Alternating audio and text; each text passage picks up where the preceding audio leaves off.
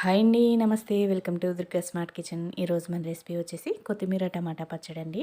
కొత్తిమీర టమాటా పచ్చడి ఈ విధంగా ప్రిపేర్ చేసుకొని వేడి వేడి రైస్లో కాస్త నెయ్యి వేసుకొని తింటుంటే అబ్బా అద్భుతంగా ఉంటుందండి.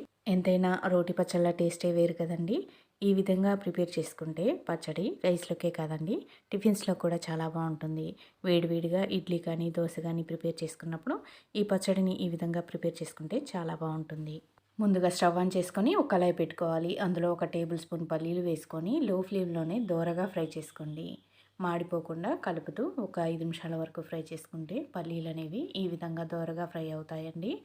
ఇలా ఫ్రై చేసుకున్న పల్లీలను వేరొక ప్లేట్లో తీసుకొని పక్కన పెట్టుకోవాలి. ఇప్పుడు అదే కళాయిలో ఒక టేబుల్ స్పూన్ నూనె వేసుకోండి. నూనె కాస్త వేడైన తర్వాత మీరు తినే కారాన్ని బట్టి ఒక 10 నుండి 12 వరకు పచ్చిమిర్చిని ఇలా మధ్యకు కట్ చేసుకొని వేసుకోవాలండి. ఇప్పుడు అర టీ స్పూన్ వరకు జీలకర్ర వేసుకొని పచ్చిమిర్చి పచ్చివాసన పోయి కాస్త ఫ్రై అయ్యేంత వరకు లో ఫ్లేమ్లో పెట్టుకొని ఫ్రై చేసుకోండి.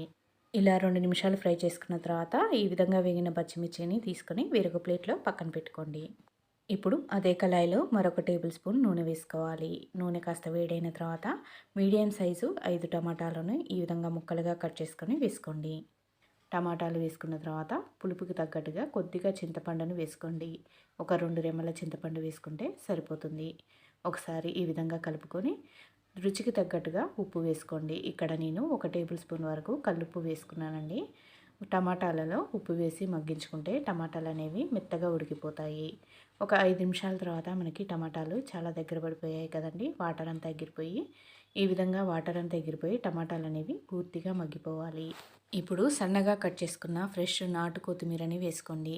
ఫ్రెష్గా ఉన్న కొత్తిమీర వేసుకుంటేనే పచ్చడి టేస్ట్ అనేది చాలా బాగుంటుందండి. చాలా ఫ్లేవర్ఫుల్గా ఉంటుంది. నాటు కొత్తిమీర దొరికితే మాత్రం తప్పకుండా వేసుకోండి. కొత్తిమీర వేసిన తర్వాత ఒక 2 నిమిషాలు టమాటాలతో పాటు మగ్గించుకుంటే సరిపోతుంది.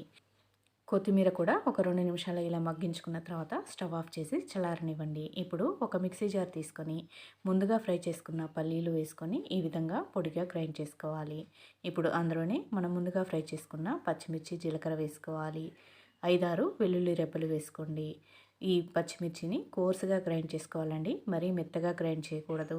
మనకి రోటి పచ్చడి టేస్ట్ రావాలంటే ఈ విధంగా కోర్సుగా గ్రైండ్ చేసుకోండి. ఇప్పుడు ఉడికించుకున్న టమాటాలను కూడా వేసుకొని మరీ మెత్తగా కాకుండా ఇక్కడ చూపిస్తున్న విధంగా కోర్సుగా గ్రైండ్ చేసుకోండి.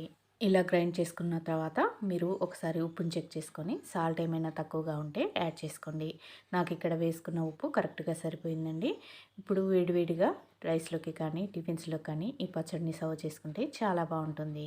మీకు ఈ రెసిపీ నచ్చిందా? నచ్చినట్లయితే మన వీడియోకి ఒక లైక్ చేసి మీ ఫ్రెండ్స్ అండ్ ఫ్యామిలీకి షేర్ చేయండి. ఇంకా ఏమైనా కొత్త రెసిపీస్ కావాలంటే కామెంట్ రూపంలో తెలియచేయండి. అలాగే మన ఛానల్ని ఫస్ట్ టైం చూస్తున్నారా? అయితే తప్పకుండా సబ్స్క్రైబ్ చేసుకోండి. Thanks for watching.